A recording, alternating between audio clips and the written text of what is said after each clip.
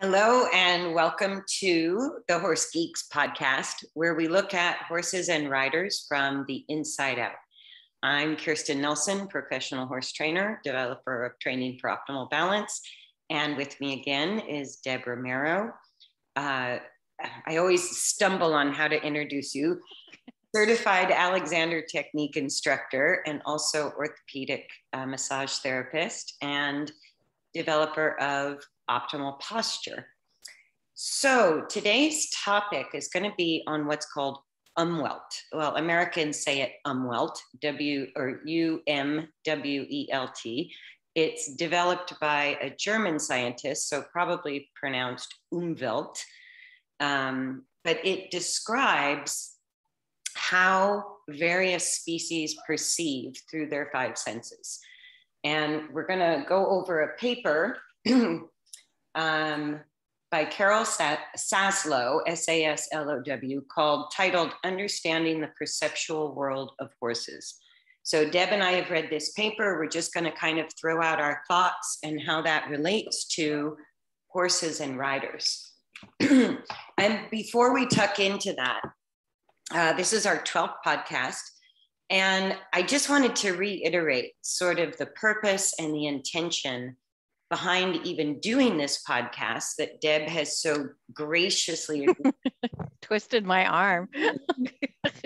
You know, these podcasts are unscripted. I'm sure you can tell sometimes. Deb and I having a lot in common professionally and being friends and working off of similar theories that the central nervous system is what dictates the movement and the habits of movement of the body.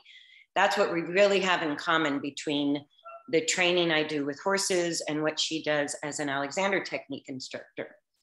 But what I find in working with, I work primarily in rehab. So dealing with behavioral issues, lameness issues, getting young horses started under saddle or solving different performance problems. What kept showing up in my training evolution or evolution as a rider was that so many of these problems could be pulled back to what was going on internally between the horse and the rider. That the thoughts and the emotions or the emotional state and the physical coordination that we describe as correct biomechanics or balance or collection or whatever term you want to use, that physical, mental, and emotional internal world was really where I learned to find the solutions to a whole variety of problems. And it's what we all have in common, whether we're all humans as riders or all equines, because I work across breeds, ages, different, types of performance as the goal, whether it's racing or jumping, dressage, Western riding, trail riding. Like none of that matters as much as what's going on internally. And that was how we came up with our sort of tagline for the podcast of looking at horses and riders from the inside out. Because my intention, I feel when we shift paradigms, just take a fresh look at the same old problems. When we can shift our perspective and we, instead of looking at what the horse is doing or not doing, which is the external manifestation of what's going on internally, we could go deeper and look internally at the emotional state, the thoughts, the direction of thoughts, the mental focus, or the physical use and coordination of the body. And just changing my perspective to look at things that way led to a lot of success getting, turnarounds with problem horses or lame horses. So with you joining me, Deb, what would you say your biggest intentions are for doing this podcast? Just really exploring and sharing the depth of information we both have, and that I completely agree that being that I was a body worker or a massage therapist for at least 10 or 15 years, I could fix people on the table. But as soon as they got up and went into their world, all of their habits come back. And that's when I was introduced to the Alexander technique, because the Alexander technique helps the human to change from the inside out. So we're kind of doing the same thing. You just work more with horses, and I work more with people and riders. So the combo I like is great, because a lot of the things that you see in horses, we see in people. And I would say it's shockingly similar. Shockingly similar is a good way to put it. Yes, yes. Because when it comes to that interaction of the sort of mind-body connection, you can't be lame and fully capable of a balanced mental emotional state. Like one affects the other. That is so true, especially if you ever, as riders, we usually have a painful event. Yes. That definitely colors our experience going forward. It changes. If we have a painful physical event, it affects us with how we feel and what we think about on the next. Exactly. Yeah. Yeah. So I just love, we've always loved brainstorming together. We've always, oh, well, what about this? And what about that? And so that's another one of the main reasons, intentions, is that I just enjoy having a conversation with you. So yes, it's our way of getting together when we can't travel anymore. And I'm not jumping on a plane, so we can do this. Yes, and I think as we dive into like this particular paper that we're going to talk about is really emphasizing maybe the differences between horses and humans in how they perceive through their five senses.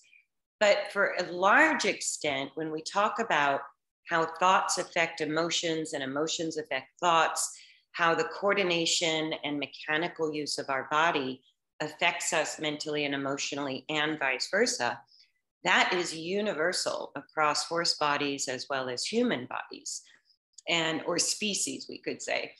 Because, and what that internal experience is very much the same.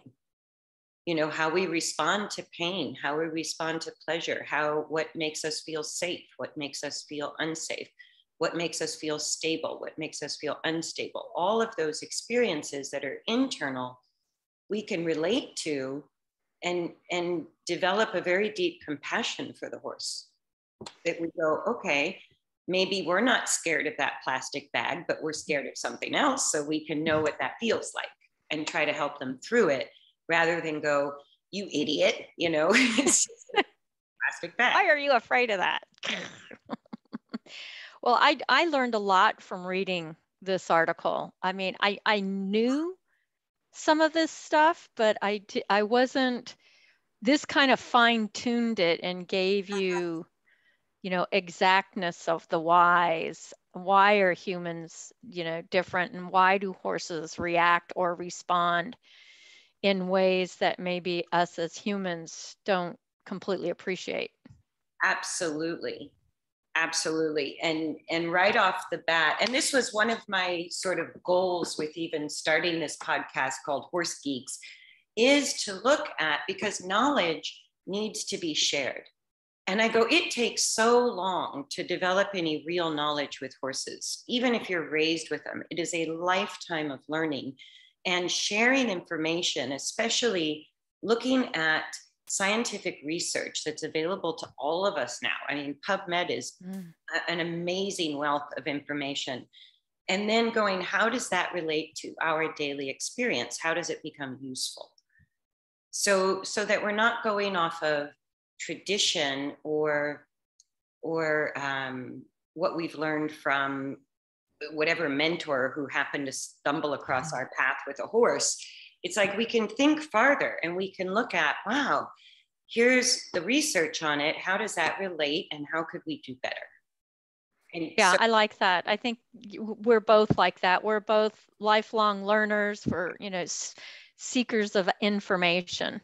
Yes. And hopefully by sharing the information we're going to read anyways in a podcast, hopefully it helps with other people and horse owners along the way. So the paper again is titled Understanding the Perceptual World of Horses.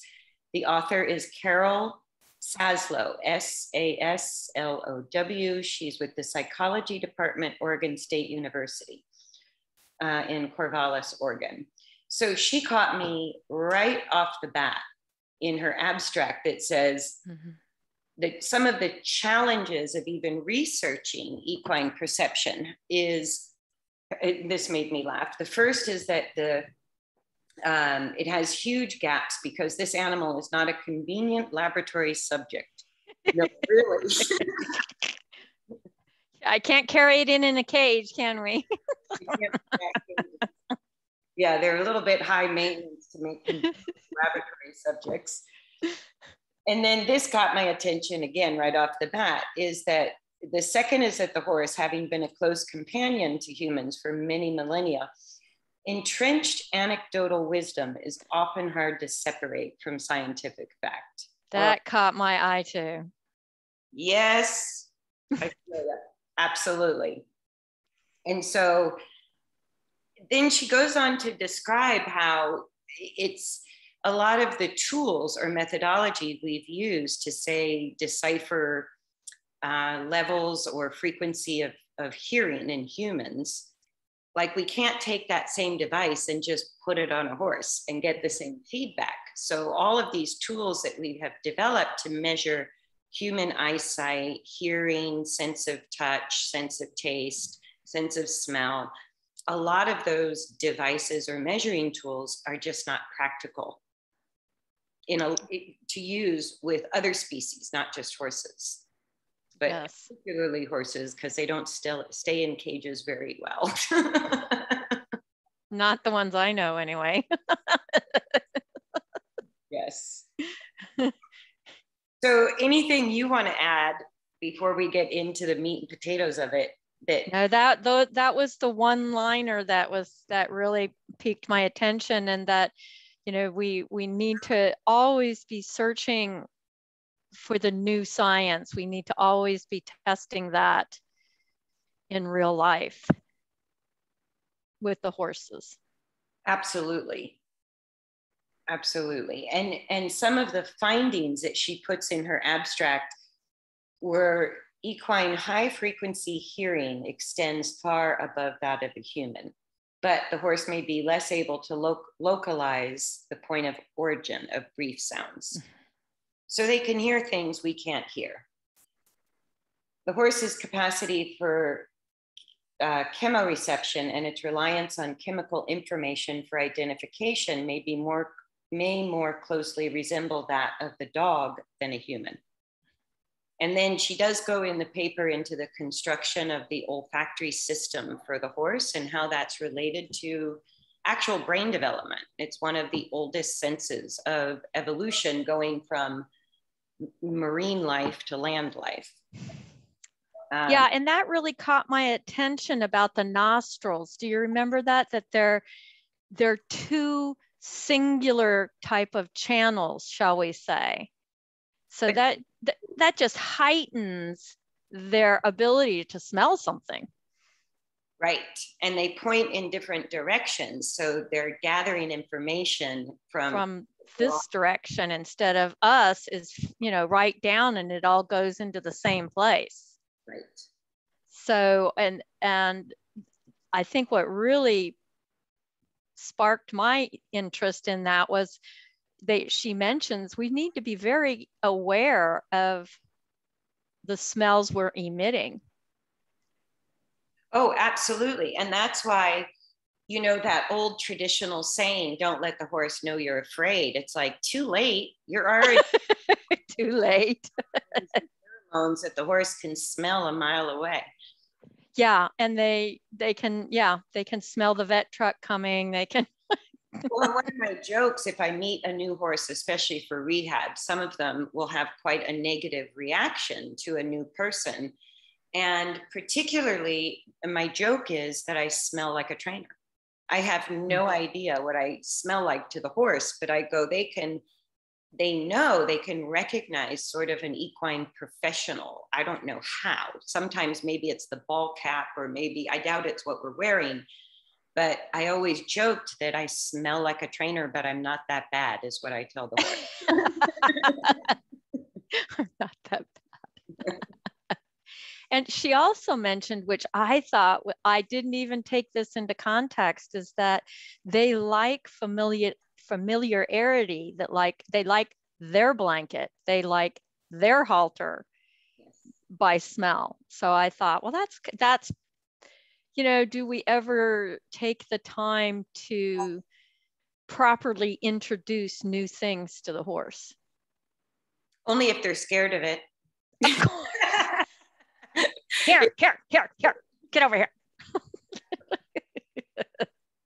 So umwelt, let me just mention this because, and I'm doing the American pronunciation, umwelt. I think it was early in the 20th century, J. von, and I am going to hatchet this last name, Uexkull, Uexkull, used the term umwelt to characterize the particular perceptual world of a species. So each species evolves the umwelt, which is really the collection of the five senses, which allows it to extract from the external world the information its ancestors needed for survival. So the senses, in other words, develop specifically for the survival of that specific species, which for the horse, obviously, the smell of a predator is going to be a very different emission of odor than another prey animal. So having that high sensitivity of smell probably helps them easily alert to the scent of a lion or pack of dogs or something that could cause harm to them. That's a good point, because we are predatory. Yes. Yeah. Well, and that's the main thing. The main difference between horses and humans, the crux of the challenge, is dogs and cats we relate to because they are predatory species. The psychology and the umwelts are similar to ours. But horses as a prey animal species are in the category of deer and chicken and, you know, totally different psychology, totally different survival mechanisms. And therein is the rub of a human predator trying to have a healthy relationship with this 1,000-pound prey animal. I go, that, you know, that's where a lot of what seems intuitive to us is counterproductive to a relationship with a prey animal species. And she actually mentions that too. She goes, when we interpret, she goes, it's difficult to shake off one's own species-specific perception of reality. When we interpret the actions of our companion animals, we are prone to attribute behavioral shortcomings or peculiarities to a lack of intelligence, quote unquote, and deficient obedience on the other hand, right? That's a big one in the horse world. But she also says, or attribute to the animal extrasensory perception, ESP, right? So it's really, she goes, it's best explained as a mismatch of umwelts, because it's where they can seem like they have ESP and read our thoughts. They're just highly perceptive in certain bodily functions, more so than we are. And I think that's where horse whispering comes from. The sort of myth of horse whispering is that when you're approaching a horse, understanding that their strongest, I think I wrote it down, their strongest senses are in order of touch, number one, smell, number two, hearing high frequencies, number three, and then vision, number four. And humans we're very strong visually, much more so than the horse. But we go, just look at that thing that's scaring you, not understanding that their vision is completely different than they can't see it. see it or they don't see it the same way. Yeah. So taking them to look at what they're afraid of is pretty futile. Right. And I've seen it not work a whole lot. I've had it not work a whole lot. Yeah. Also, to think that somehow horses have this magical capacity that we don't have, to sort of put them on the level of, I don't know, ethereal guides. It's like, they have their own things too. Like we could say, we're just human. Go, well, they're still horses. Right. But learning to tap into that sensitivity is pretty magical. It feels to us like we're communicating on this whole different level because we're communicating in a range that makes sense to the horse. That's how we have to adapt our nonverbal communication, is to understand smell makes a difference. Sounds make a difference, right? It can even be what you're thinking and feeling makes a difference, hugely.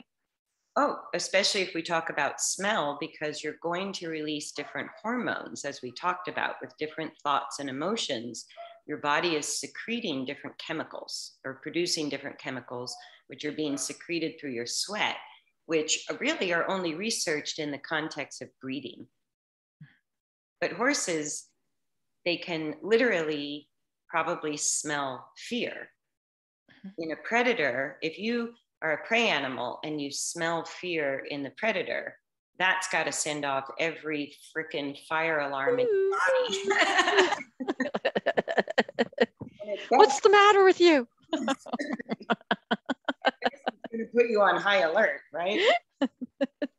I think that really being an Alexander teacher and very touch oriented, that is key to me, that they experience a much higher level of intelligence around touch than we tap into. I really think the capability for us to get closer to their level is available to us, but advancement of the rider. Yeah, and that as an Alexander teacher is, that's the world we live in, of the least amount is better. The least amount. Nature is efficient. And when we learn to control the mechanics better, we become more efficient, which means we save energy. But when it comes to a horse, we communicate more clearly the more self-control we have over our own bodies. Oh, I like that. The more self-control, and I'd like to add self-aware. Where it is this unit of my body, and how is it affecting the horse? Right. So let's talk a little bit about the sense of touch with the horse. And the first thing, I have her paper here. That's why I'm flipping through it and reading my notes. The first thing that caught my attention about the horse's sense of touch was using stimuli developed for gauging human tactile sensitivity. We were surprised to find that the horse sensitivity on the parts of the body which would be in contact with the rider's legs is greater than what has been found for the adult human calf, or even the more sensitive human fingertip. Horses can react to pressures that are too light for the human to feel. That just blows me away. That is probably like my favorite paragraph in this entire paper. I completely agree. Yeah. And I mean, we've always said if they can feel a fly on the back leg and move that skin to try to get it off, to me, that's really powerful. Very, but it also explains the fact that one of the highest levels of sensitivity on the horse was basically the barrel where we sit, the legs go. When I thought about that, I mean, if you put that in the context of why would it be that way in through the lens of evolution or survival, the way the herd moves as one unit is through that sensitivity that isn't reliant on visual. So, in other words, how does a flock of birds move as one big motion without crashing into each other? How do horses move as a herd without looking back over their shoulder to see where their buddy is, right? Or to feel when they're running at full gallop, how do they not crash into each other? And of course, somebody out there is raising their hand going, my horses just crashed into each other in the chapter. And I go, okay, that happens. But for the most part, that sensitivity level in the center of the body makes me think of how herd-based survival animals have to know where the rest of their herd is through a sensing mechanism that's faster than looking, right? Yes. And probably is less able to be interrupted by high light, low light that would sort of interrupt visual input, or sounds that might interrupt auditory input. It's like that, those little antennas that are on the side of a horse's barrel help them feel where their other herd members are. And a lot of times, just a simple exercise like hand walking, I go, when the human is in lockstep with the horse's motion, the horses tend to relax and feel safer almost immediately when they're in rhythm with another body, even if it's a human body. Oh, I like that. In rhythm. Yeah. Playing with actually tuning yourself into their movement instead of the other way around. Exactly. That can offer a horse an instant sense of stability and safety. And it simulates, it's how we can simulate what happens in a herd environment through their sense of touch. And lockstep is a term, I forget which scientist came up with it, to describe this sort of harmonic frequencies that herds move at, whether it's an infant herd or gazelles or zebras or horses, that all of the animals within a herd start to move at the same frequency, in the same rhythm to each other. And that is a known herd dynamic. So that sensitivity level on the sides where our legs would hang is probably the mechanism that allows them to do that without being reliant on visual input or auditory input. And then it made me think, it sort of makes my skin crawl to think of that high level of sensitivity and how often we're squeezing horses like a tube of toothpaste between our calves. We're using spurs. I go, so if you took a spur and you used it on your fingertip, the horse's side where the spur would touch is more sensitive than our fingertip. So if we're jabbing a horse with spurs, or really being harsh with a whip, or even heavy with our legs, I go, that has got to be so overwhelming to a horse. I wonder, because when you said heavy with the leg, I wonder what gripping does to them. You know, those riders that maybe aren't stable through their spine. And I was taught as a hunter jumper rider to grip with my thighs, you know, right. Grip with your knees when you're going over a jump and things like that. So all of that, I wonder, you know, does it shut them down if they're having that done to them all the time? That they just either become overreactive or they shut down, because overreaction would be probably the first most natural impulse, but that makes them unsafe to ride. So we can quickly leverage them out of that overreaction. Oh, we do, don't we? Mm-hmm. And then it's sort of, you could probably explain this better than I can. What happens to the body when excessive pressure is just maintained on a single body part or a single area of the body? So in other words, if you sit on your foot for too long, it just starts to go numb. Right. And in between there are, it's kind of like, we've talked about this before, the action before the action. there are signs that happen before that happens. What do you mean by that? So if your foot's going numb, there might have been a step before that of a little bit of pain. Mm.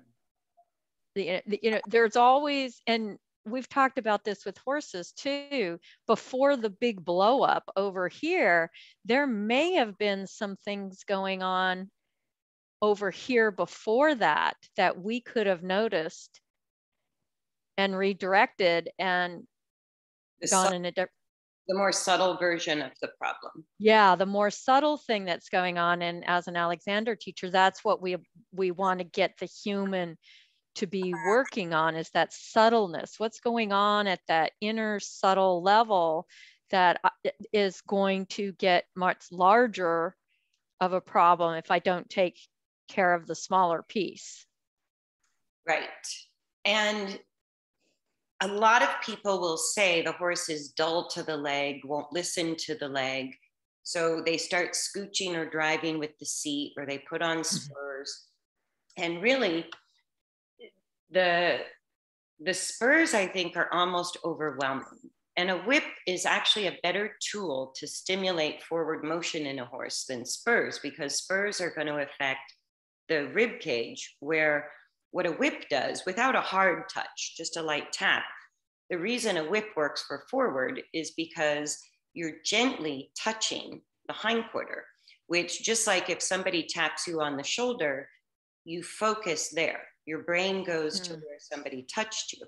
So a whip is a good tool for forward because it's a very light touch that brings the horse's attention to their hindquarter, which is where you want them to initiate forward.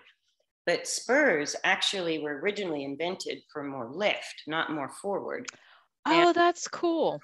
Yeah, and still, even with the idea of lift, it's we've learned more how the horse lifts, and it's not from the belly muscles or the bottom of the rib cage. So again, spurs to me, just, I don't see a point to them. And what I do see is, because of this sort of layer of sensitivity that a horse has, they learn to shut off. I think they can disassociate from that part of their body. And most of the times, the reason the horse won't go forward is because they're not comfortable in the forward motion. So then add more leverage or more stimulation, say with spurs, or too much leg pressure, they just shut down more.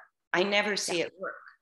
I never see a horse find more self-propelled forward from the use of spurs or too much leg or a driving seat. It's like the reason they're not going forward is much more complex than just getting obedience. Exactly. The other thing about the sense of touch that I underlined was how it can be how we sense or respond to pain. And the part I underlined was, where is it? The intensity of emotional response to pain perception appears to be based in part on circulating neurochemicals. From what we know as of now, it is crucial for behavioral pain management in an animal to increase endorphin release while decreasing activation of the sympathetic nervous system, which we already talked about. So I found that interesting. I would have thought that the sympathetic nervous system had almost a pain postponement. But what they're saying here is that in the sympathetic nervous system, pain is heightened. And I'm wondering if that is immediate or long-term. Yeah, and there were some key words in there that I'm really curious about. It said perception of pain. So pain is a perceived thing. Right. So I'm very curious about that. But how being in the state of fight or flight or in the sympathetic nervous system could likely exacerbate the perception of pain. And the first thing I do when I get in rehab horses, because the behavioral and the lameness are always intimately linked. Of The course. horses The that, same thing with people and pain and their behavior. yeah. And their emotional state and what they're thinking, all of that. So the horse's response, I find, goes one of two ways. They either have pain and become highly self-protective or defensive, and they get labeled as behavioral problems. And then other horses, they don't become as defensive. They just sort of tolerate. They maybe have a higher threshold of pain tolerance, or they're more secure and feel safe within themselves, so they deal with the pain better. But those horses just quietly go lame. And I've got one of those. And so a horse that doesn't want to go forward, where we have to, here we know on the one hand, they're highly sensitive. It's like fingertips where our legs go, right? So we can feel lots of things with our fingertips and we go, okay, the horse felt my leg aid. So why am I not getting forward? Yep.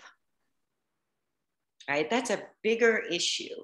And I go, especially, I'll tell people a lot when they call their horse lazy. I go, they're not designed to be lazy. They're designed to be highly efficient movers who evolved by moving an average of 25 miles a day. So why would a horse suddenly not want to go forward? I go, that speaks to a high level of discomfort in motion. And the rider could be part of that equation. Absolutely. But adding more discomfort to the problem rarely leads to the solution. Exactly. And you're saying that added discomfort is the pressure from the rider, whether it's spurs, kicking, stinging, whatever. All kinds of things. Yeah. But adding more discomfort as a negative reinforcement to get forward out of a horse. I never see it actually initiate the impulse to move forward.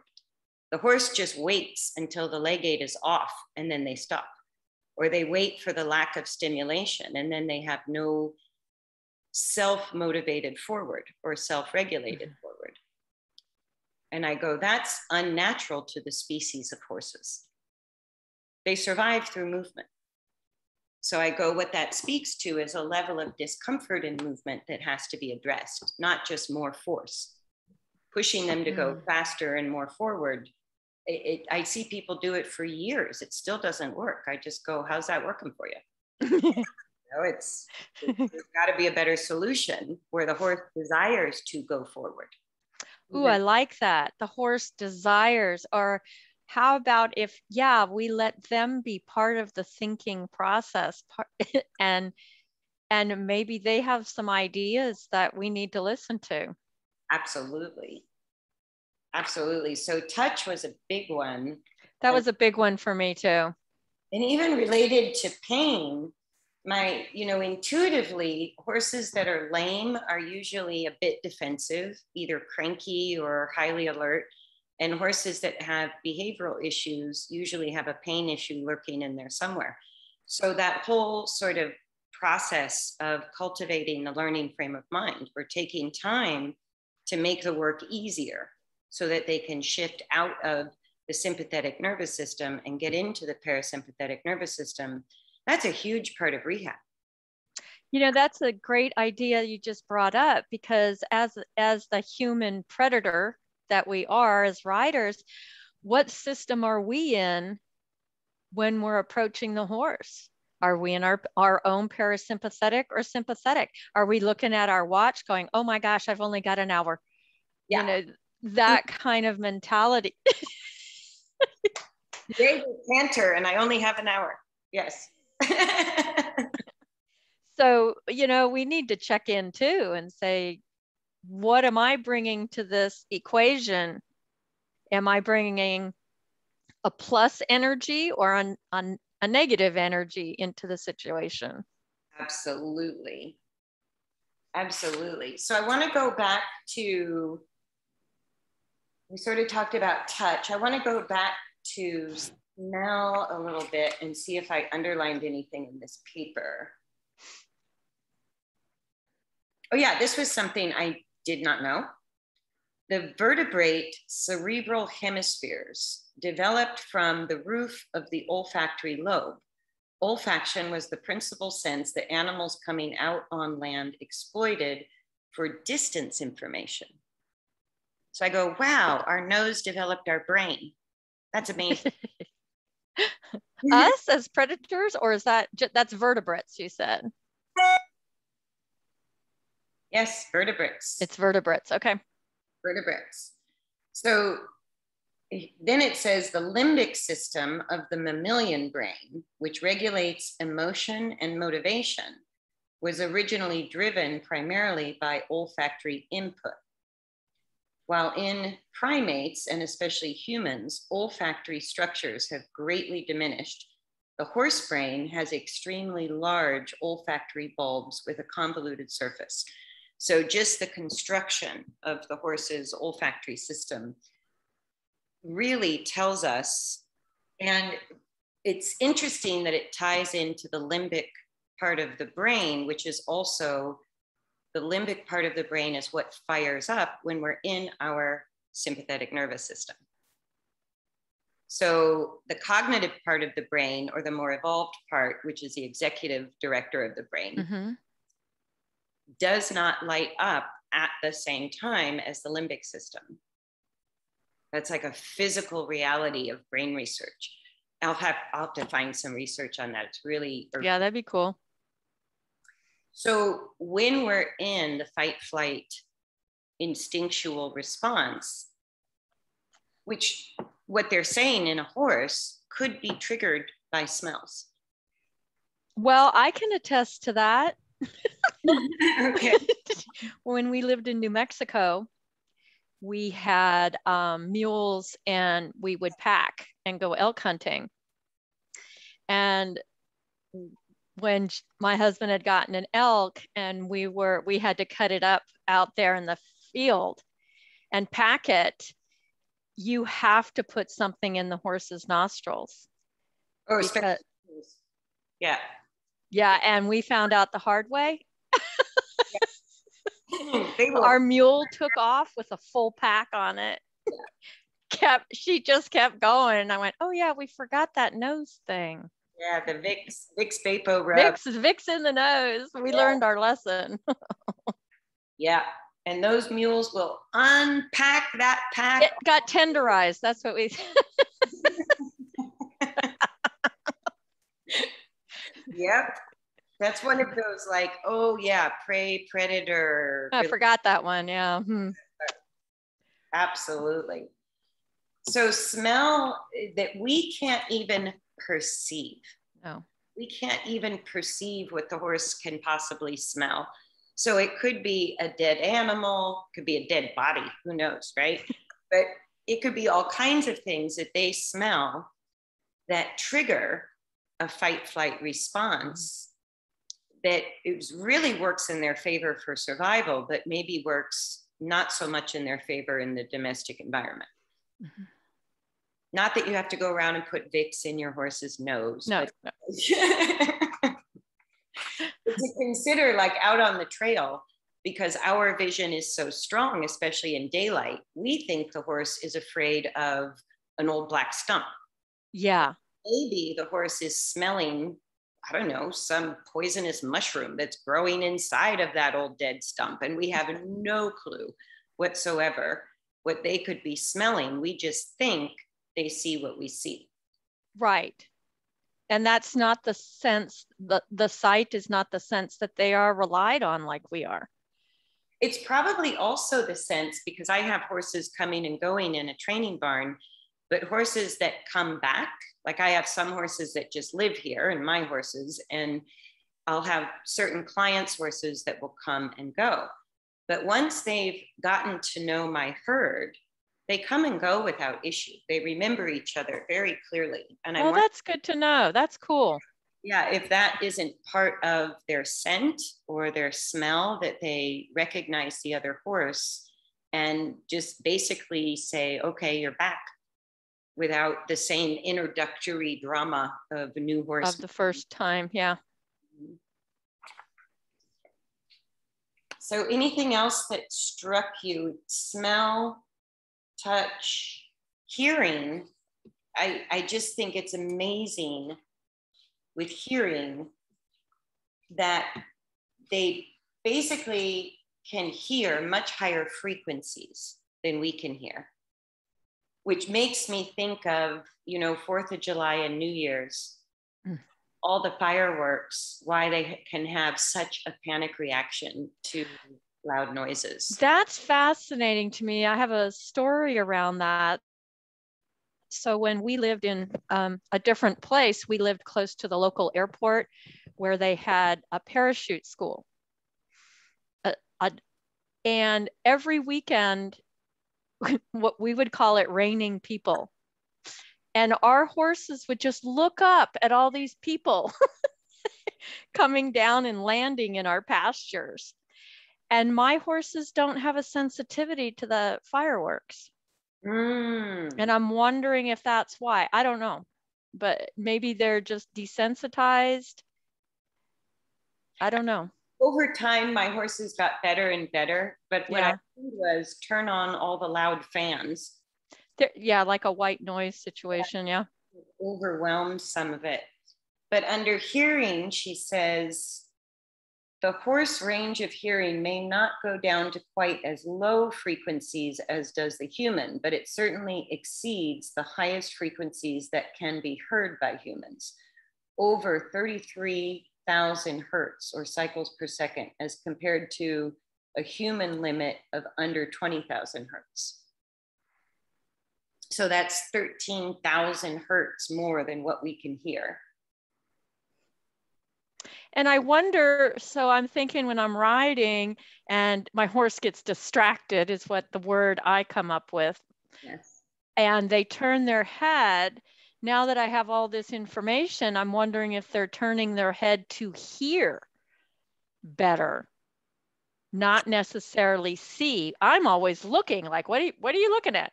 That's exactly what they're doing. So what she says in the paper is they can hear these very high frequencies. So, they can hear the predator step on and snap the twig a long way away. They have these sort of cone-shaped ears that can wiggle around 360 degrees almost on top of their head. That's true. You can point those ears almost as sound locators. But what they can't locate is accuracy. So it's a generalized high level of hearing without the ability to go, oh, it was that. Wow. You know what I mean? Yeah. And so that makes a lot of sense because odd sounds, it's like, okay, now we're in our sympathetic nervous system, fight or flight. We're ready. Again. But then they might have to hear it for a little while or take time to pinpoint what was making the noise before they go, oh, that's just my human banging around again. So they got to process it. Yeah, because they're not quick to geolocate the source of the sound, but they do hear sounds. I would imagine that if you hear higher frequencies, I don't know, it doesn't say in this paper if that translates to also hearing from greater distances. That's true. Yeah. Yeah, I don't know. And it doesn't say. But hearing, again, we think the horse is looking at something and they're hearing it or they're smelling it or they're sensing it, because the sense of touch can also be what we call sensing energy or personal space. Right. Not just physical touch. So finally we get to the eyes, which what cracked me up is like the very first part of this woman writing this introduction to her paper. She goes, I'm glad I did not have the occasion to look at the histology of the horse's eye until long after I had stopped riding horses at speed over large jumps. Yeah, like most riders, my naive assumption was that horses saw what I saw, and they don't. So what did you get out of anything about the vision of the horse? I think what is really sticking with me is that they don't see what we see. Yeah. At all. So in other words, if we were to generalize it, what she's saying is that they have a sensitivity to be able to detect what they see in minimal light. So they see very well in dark conditions, but that reduces the acuity or the ability to see the detail in visual pattern, right? And I think she mentions it somewhere about, that's a developmental thing of a nocturnal species. Right. The dim light thing. Right. And that, the mark of a prey animal species is the eyes on the side of the head versus a predatory species, which is described by the eyes on the front of the head. So where we have extremely good vision as a predator for using our focal vision to line up the prey and have dinner, horses and all prey animals develop with eyes on the side of their head that is the equivalent to human peripheral vision. And, that brings up a good point for me when I was reading it, is they probably spend more time in the periphery being a prey animal. And when we're riding, we tend to focus on tunnel vision and forget about the periphery that's around us. No, as natural predators, we overuse our focal vision very naturally. And with riders, one of the ways to tap into experiencing through your body more, becoming more aware of how you're using your body, or to experience the forces that the horse is generating in motion, I'll have people purposefully shift into their peripheral vision. It actually allows you to sense internally easier than when we're using our focal vision, which makes sense because focal vision is to externally hunt prey. You shut out everything else. Right. Yeah. And peripheral vision opens up the field around you visually. So you don't see detail, but you can more easily sense movement all the way around you in a larger field of vision. Yeah, I like that piece. Yeah. And the fact that because, and I think it has to do because they can't do actual eye chart tests like we do for on horses. FHOP.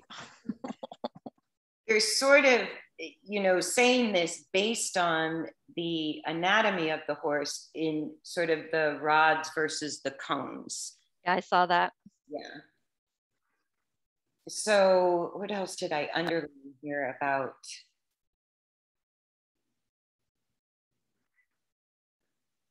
Yeah, so even people will say, can horses see in color? And no, you respond well to small contrast fluctuations, but not really color perception or detail perception. So horses may be sort of partially colorblind from our perspective. They see peripherally more than they see binocularly. So they don't see detail. So taking a horse straight up to something it's afraid of, again, their nose is going crazy. Snort, snort, snort. Can't you see that? That is a classic umwelt crisscross. Yeah.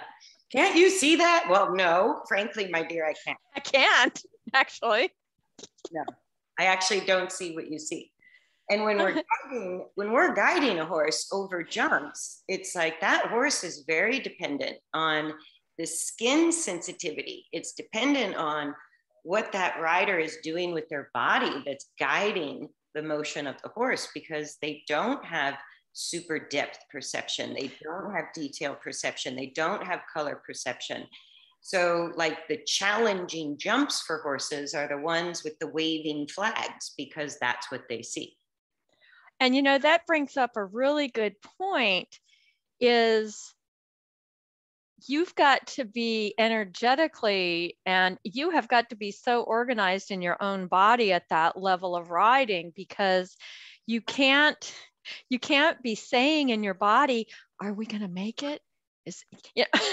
Yeah. Are we going to get over this jump? Because then the horse is going to sense it and go, I don't know, are we? Yeah. Yeah. Or You see those bold riders just go out there and do it. Yes. Or like crossing water. Horses see the movement of the water, even a little pool, right? That sometimes they'll put under jumps, just a little like 3-inch pool of water. Right. And the horses freak.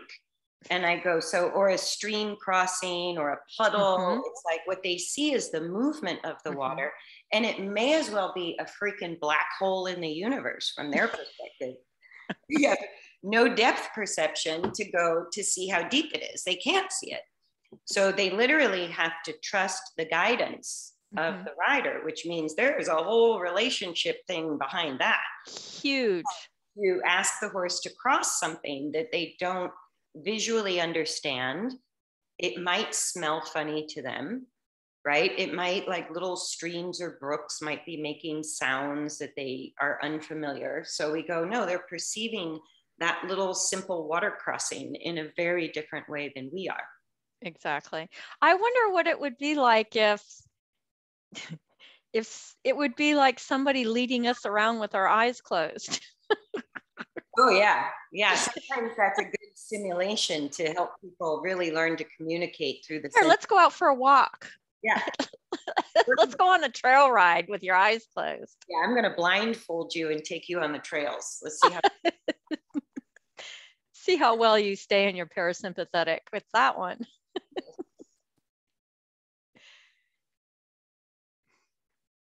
Yes. And so it just, like, looking at this paper, I recommend people who are really interested in understanding their horse can find this paper. I forget where I got it. It was one of the online, either PubMed or something like that, but really interesting to just look at things through the horse's perspective and go, what makes sense to us doesn't always make sense to a prey animal's psychology or how the horse is perceiving the very same object in front of us or the very same event that just happened or situation.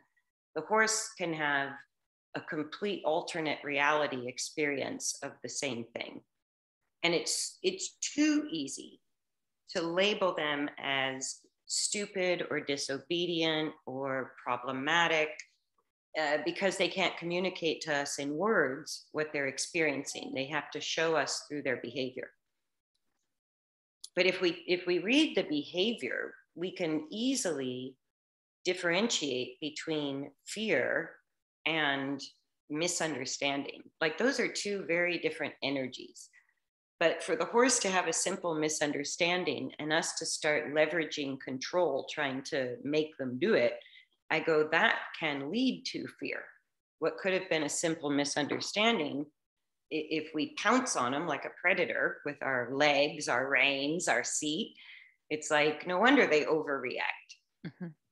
Rather than just learning to understand that this is part of being in the human environment and they can handle it.